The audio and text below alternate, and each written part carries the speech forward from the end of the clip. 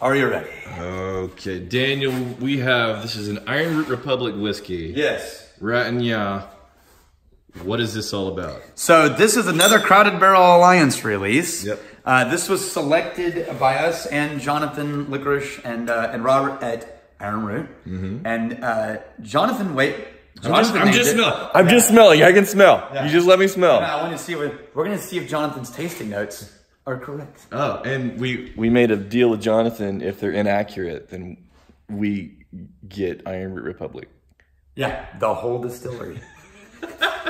Okay, so he said salted caramel, toffee.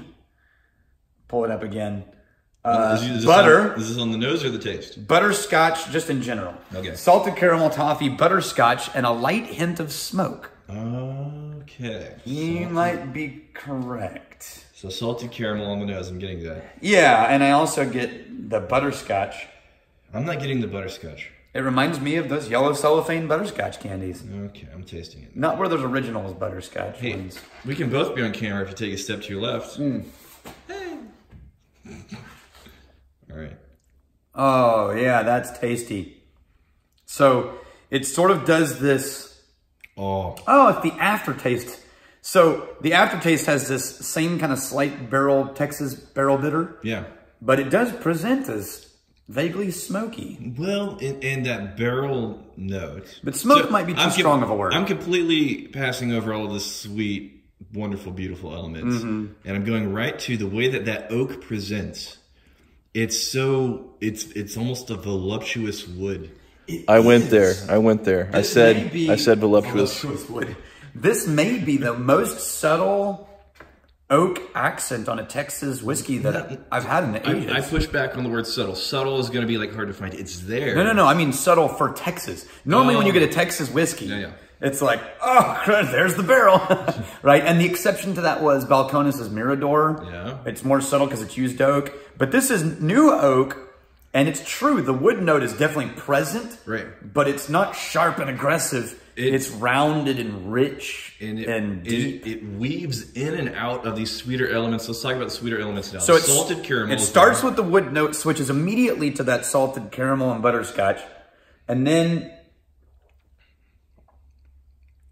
as the sweetness sort of envelops your tongue, then the bitterness creeps back in slightly. I'm on a but never takes over. I'm on a black tea kick right now. I'm getting black tea and honey. Well, you know who else works with Ironroot? Oh, really? Nancy Fraley. Oh my God! So we just tasted another whiskey in a video that you'll see. Yeah. It's like, why am I'm getting black tea? I rarely get black tea, and it's kind of a Nancy Fraley thing. Again, she worked with this distillery. I don't know that she would agree with that. Really? But every time I've tried a Nancy Fraley product, I thought, there it is. It's a Nancy Fraley. She's like the Daniel Lanois producer of whiskey. So I would be curious to know how she describes that common element that we often find in her whiskey. I've said this to her, and she, because she's super nice, she was like, oh, I could, it's interesting. I could see what you're doing there. You're obviously wrong. According to her. Yeah, she's like, no, I see what you're. Yeah, I get what you're talking about. I understand you're grasping, and I don't want to embarrass you. Yeah. But she's just too nice to be like, no, that's not what we're doing. So how does this barrel get acquired? How does this? So this is also a Crowded Barrel Alliance release. We're going to be bottling them in the half bottles. Okay. And we're going to work our way through the Patreon tiers. This is going to be your chance. You'll get 24 hours to buy one on the website before we announce it to the general public. How is this a unicorn barrel? This is a unicorn barrel because the whole goal of the Crowded Barrel Alliance series, the whole goal was to source single barrels from craft distilleries across the U.S. that are unique animals that they could blend into their own products, but maybe not. They might want to just feature it.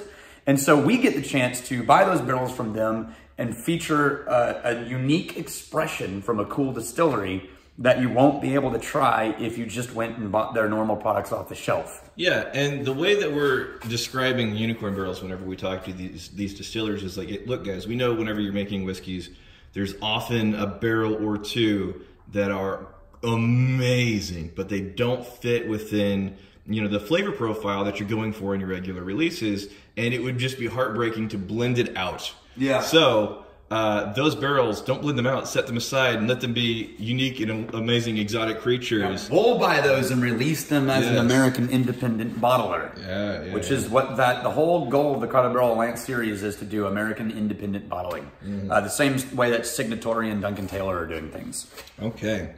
Let's taste 11 more things. We're doing God's work here.